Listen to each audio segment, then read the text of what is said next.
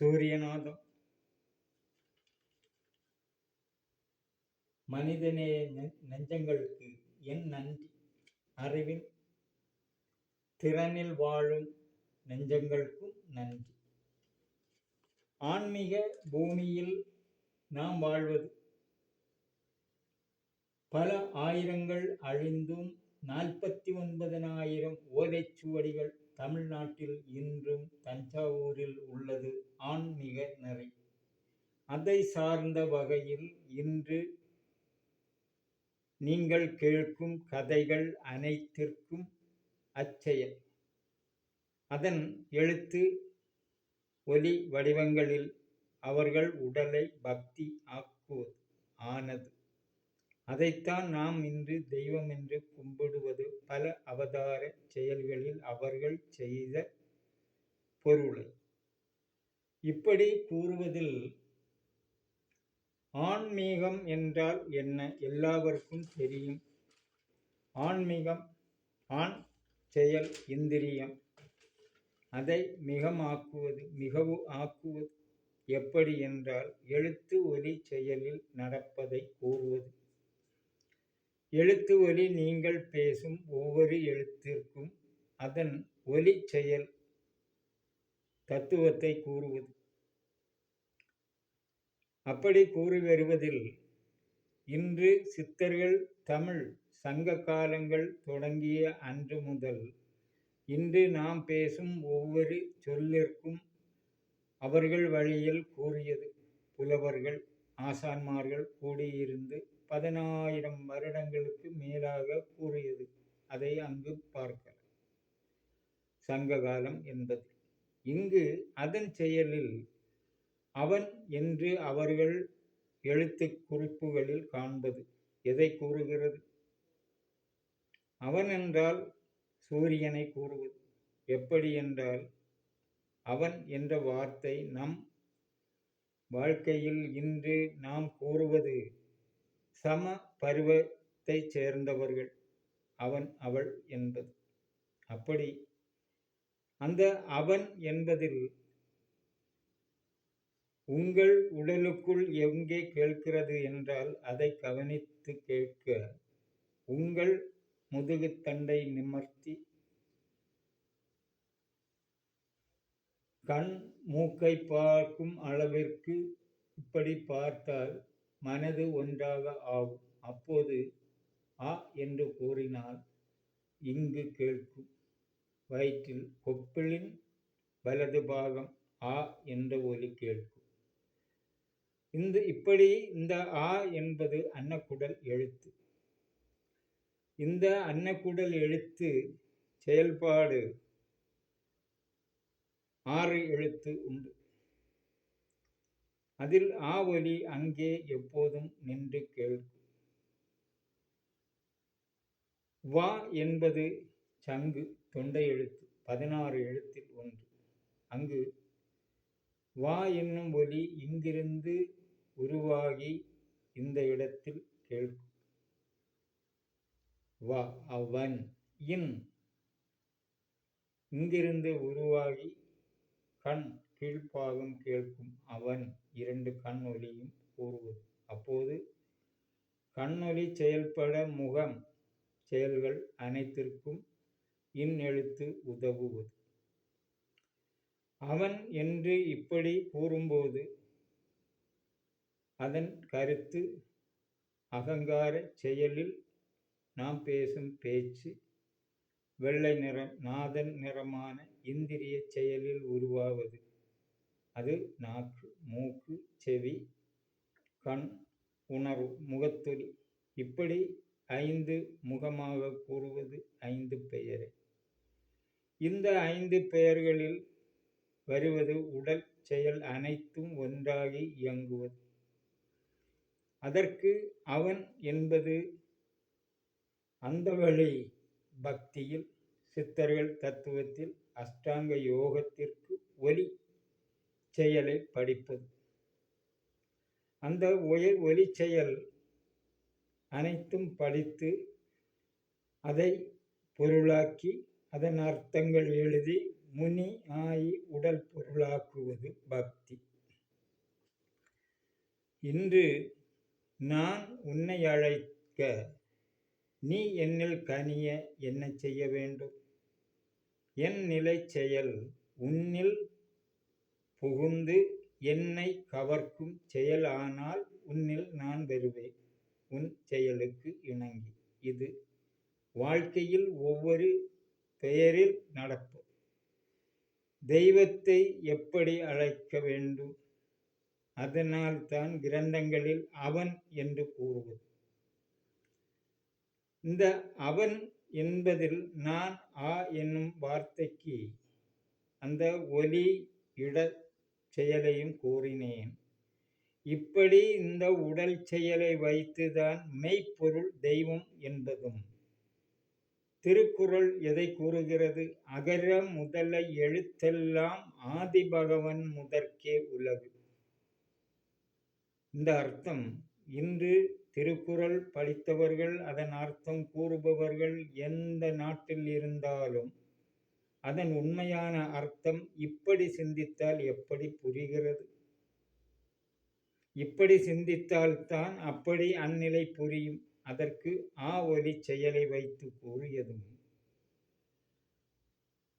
தொல்காப்பியம் எழுத்தெனப்படுபவ முப்பத்தென்பர்.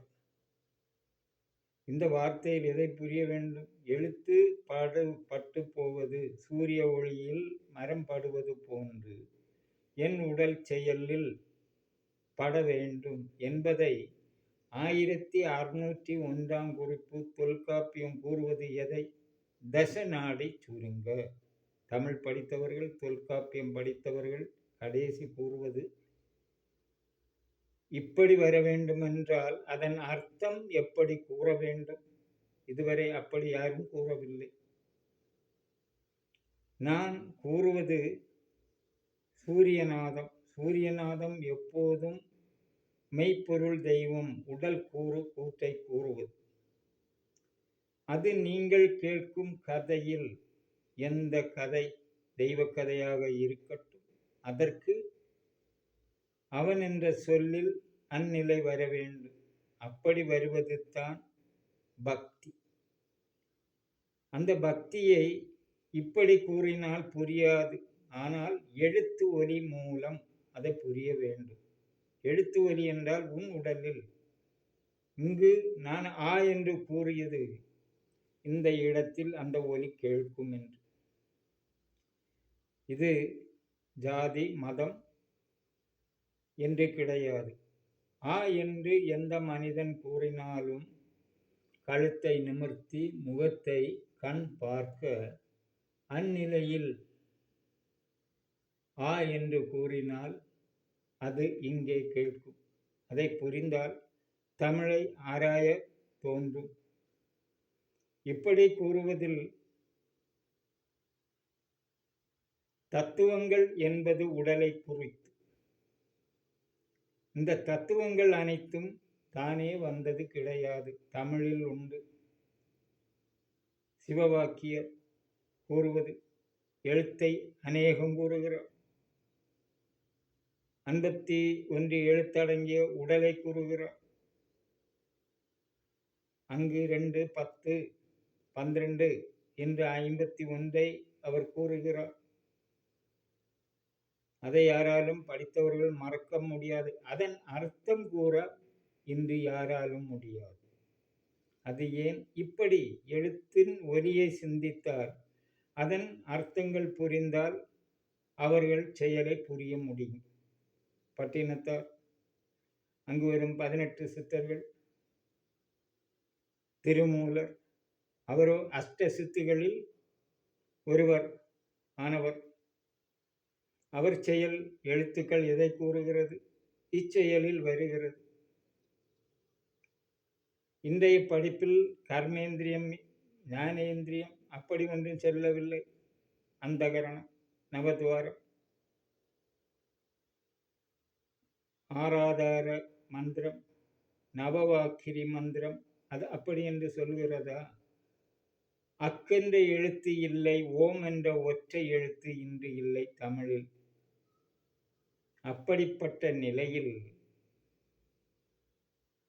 தமிழ் கிரந்தங்கள் அந்த எழுத்தைச் சேர்த்து கூறுவது, அதன் தத்துவத்தை நாம் கூறும்போது எதை நினைத்து கூற வேண்டும்? உடலை குறித்து. இப்படி கேட்பதற்கு அநேக உள்ளங்கள் மனதில் புரிய சிந்தனையில் செய்தாலே, நான் உன்னை அழைக்க வேண்டுமானால் அழைத்தால் எனக்கு எப்படி நீ மறுபரிசீலனம் செய்ய நான் எப்படி அழைக்க வேண்டும்? அந்நிலையில் உடலை கூறுவது. இந்த உடல் நம்மால் இயங்குவது கிடையாது, அதை புரிய வேண்டும். அந்நிலை புரிந்தால் சூரியன் எல்லாவற்றிற்கும், அப்போது அதுதான் சித்தர்கள் கூறுவது ஆரியன், அண்ணல், தெய்வம், குசவன் தமிழில் இருப்பது,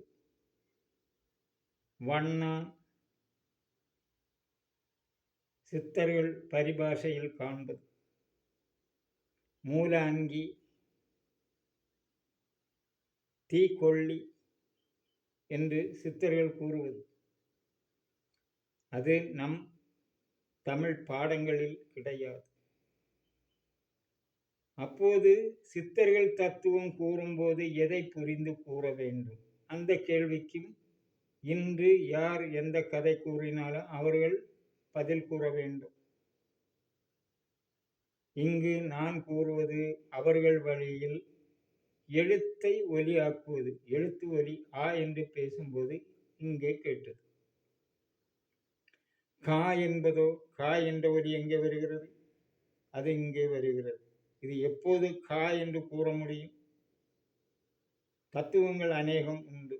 ஒரு இன்று பிறந்த குழந்தை ஆ என்று அழும், கா என்று கூறாது. அப்போது மெய் எழுத்து என்பது எதை கூறுகிறது? உயிரெழுத்து என்பது ஆ என்று எதை கூறுகிறது? ஷா என்பது உயிர்மை எழுத்து, அது எதை இணைத்து கூறுகிறது? இப்படி எழுத்துக்களை சிந்தித்து நாம் படிக்கும் எழுத்து கிரந்தங்களில், ஓலைச்சுவடிகளில் ஒவ்வொரு எழுத்திற்கும் அதன் தத்துவங்கள் உண்டு. அங்கு வரும்போது ஆ என்ற சொல்லோடு வருவது இந்த அன்ன குடல் செயலில் இயங்குவது, கா என்பதும் அன்ன குடலில் இயங்குவது. இப்படி ஒவ்வொரு எழுத்திற்கும் அதன் செயலை புரிந்து கூற வல்லீரேல் ஆனால் உங்கள் தமிழ் செயலை யாராலும் மறக்க முடியாது. நன்றி.